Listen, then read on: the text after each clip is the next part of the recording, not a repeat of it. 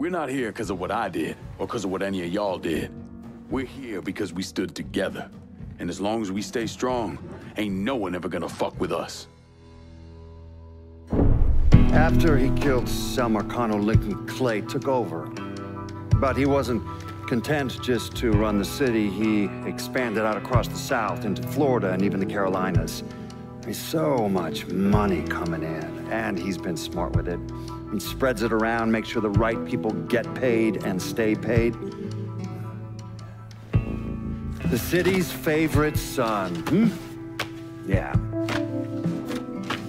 Rebuilding the Hollow, buying up Frisco Field, reopening the theme park, all that money and goodwill. He thinks it's made him untouchable, but no one is untouchable. He might have plastered his name across a few schools and hospitals, made donations to a charity here and there, but nothing absolves him of his crimes. That's why I agreed to do this documentary. I want to shine a light on the real Lincoln Clay. Lincoln gave in to everything. Drugs, booze, prostitutes, you name it. If he made $1, he was involved. Seeing him on the news, strutting around. Sometimes I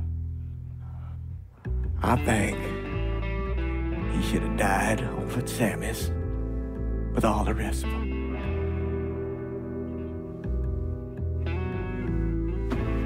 There'd be kind of a peace in that.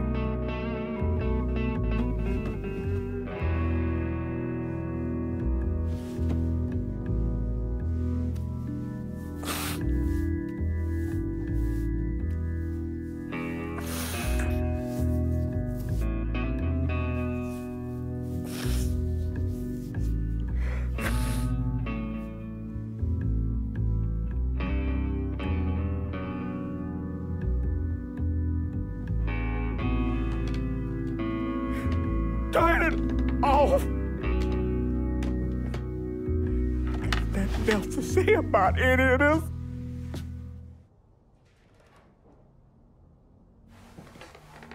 It ain't personal.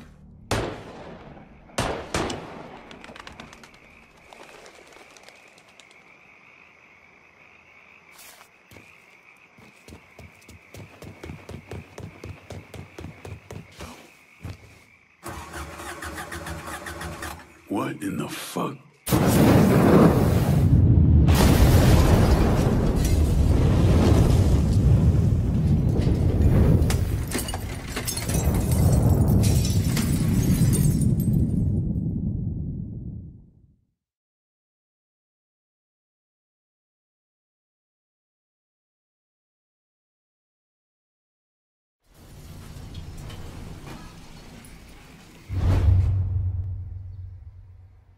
You want to know what happened to Lincoln? After he killed those people he worked with, I realized that he was no different from Sal Marcano. So I put a bomb under his car.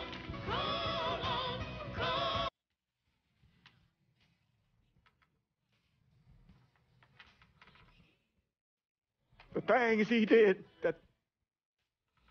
what he turned into.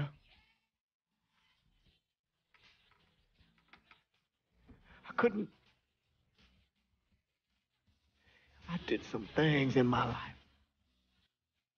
Things that I regret. But killing Lincoln Clay isn't one of them. He carved his path out all on his own.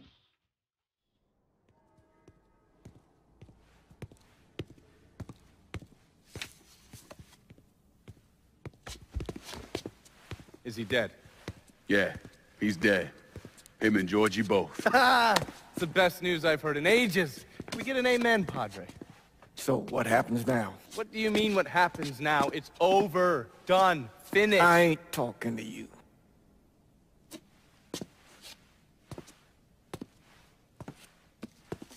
Just cause Sal Marcano's dead, Lincoln, doesn't mean it's over. Now, what you did and the size of it all, you created a storm in this here city, and it's gonna take a long time for it to dissipate, if it ever does. With Marcano dead, New Bordeaux belongs to me. Ain't nobody left to stand in my way. You can't be serious. The point of this wasn't to replace Marcano, it was to remove him. This city's done gone through enough. It doesn't need another Sal Marcano. This city? You've got to be fucking kidding me. This city is a cesspool. It's where people come to fuck and drink and get high. You watch your filthy mouth. It's what the city is, Padre. If it's not given another Sal Marcano, it's gonna shit one out. He's right. If it ain't gonna be me, it's gonna be somebody else. Probably somebody worse. Amen. Hank.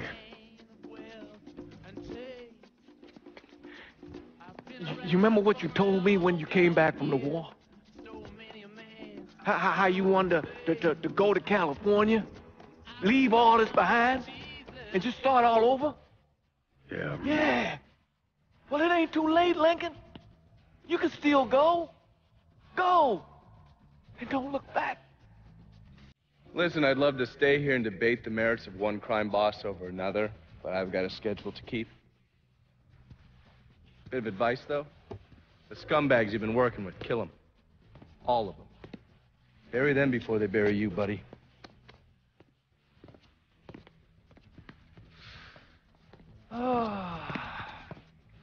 I'll be seeing you, Padre.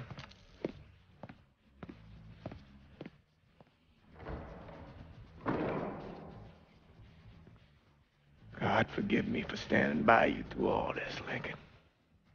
But if you do anything except leave, we're finished. You hear? Bob. A man's soul can only carry so much. And mine is on the verge of breaking.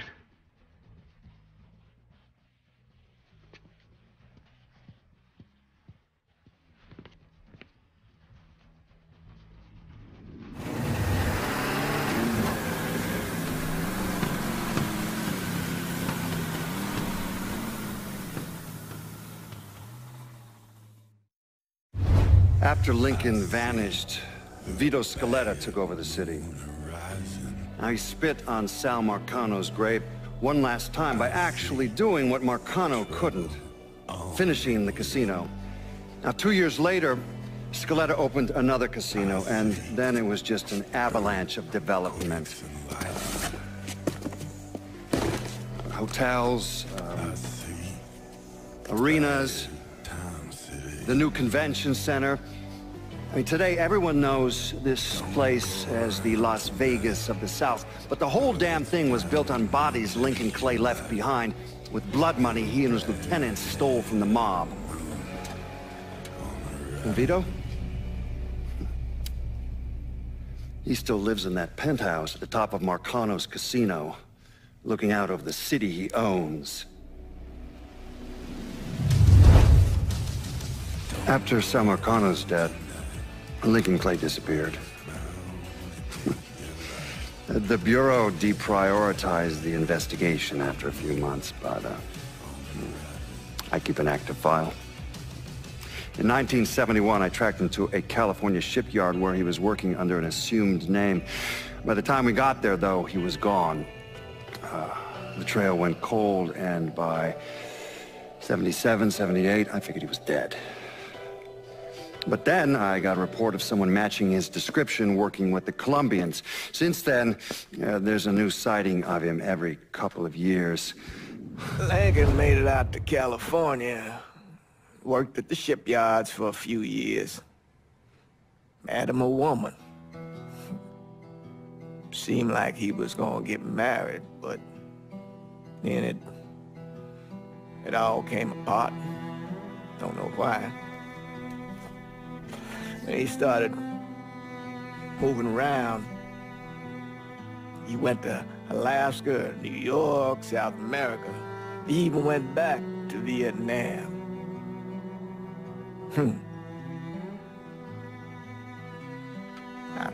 I still get postcards from time to time. You know, I think Lincoln wasn't able to accept the world for what it is, or his place in it.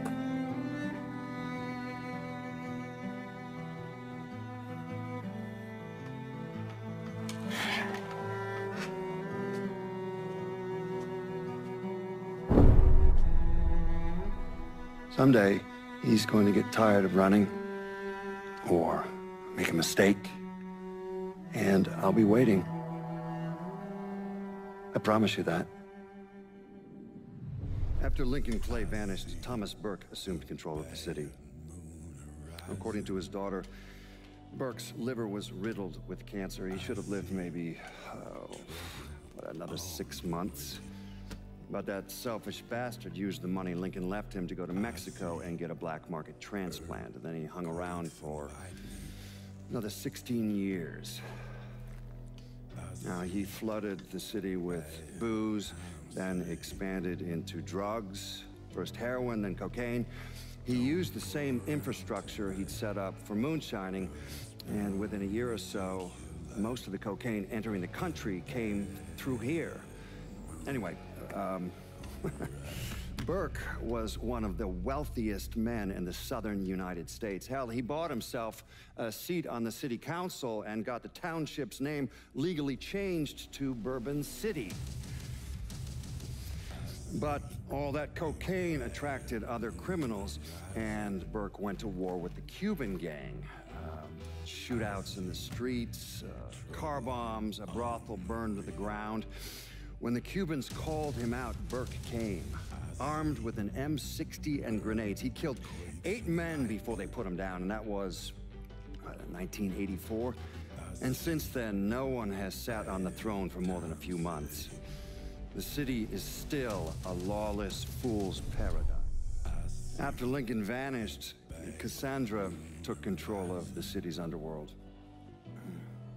There wasn't a crime boss from Boston to Miami who respected her claim, though, so Commission, the Colombians, the Cubans, they all went after her.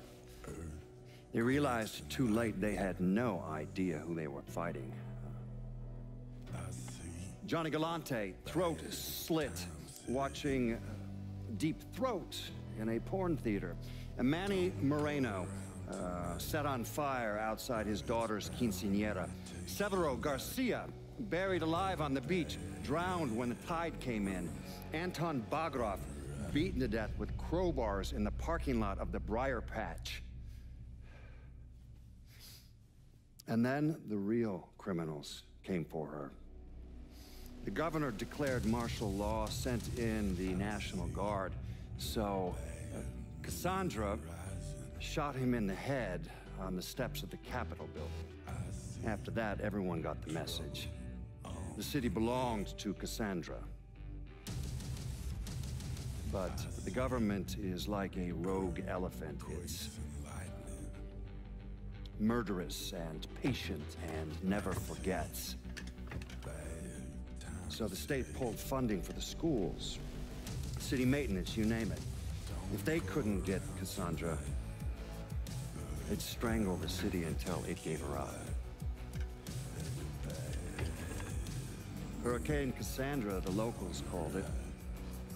I don't think anyone expected the damage to be so severe, that the levees would completely fail, that the flooding would wipe out half the city and force the other half to leave, that the city would turn into the ghost town it is today. It's hard to believe, really. A major American city, left to rot like that? Some say Cassandra was one of the thousands who drowned in the flood. Others say she slipped away to the swamps and still rules what's left of the city's underworld from the bayou. Either way, she's a ghost. She hasn't been... We're not here because of what I did, or because of what any of y'all did. We're here because we stood together. And as long as we stay strong, ain't no one ever gonna fuck with us. After he killed Selma Connell, Lincoln Clay took over. But he wasn't content just to run the city. He expanded out across the South into Florida and even the Carolinas. There's so much money coming in, and he's been smart with it. He spreads it around, makes sure the right people get paid and stay paid. The city's favorite son, Yeah. Rebuilding the Hollow, buying up Frisco Field, reopening the theme park, all that money and goodwill. He thinks it's made him untouchable, but no one is untouchable. He might have plastered his name across a few schools and hospitals, made donations to a charity here and there, but nothing absolves him of his crimes. That's why I agreed to do this documentary. I want to shine a light on the real Lincoln Clay. Lincoln gave in to everything. Drugs, booze, prostitutes, you name it. If it made $1, he was involved. Seeing him on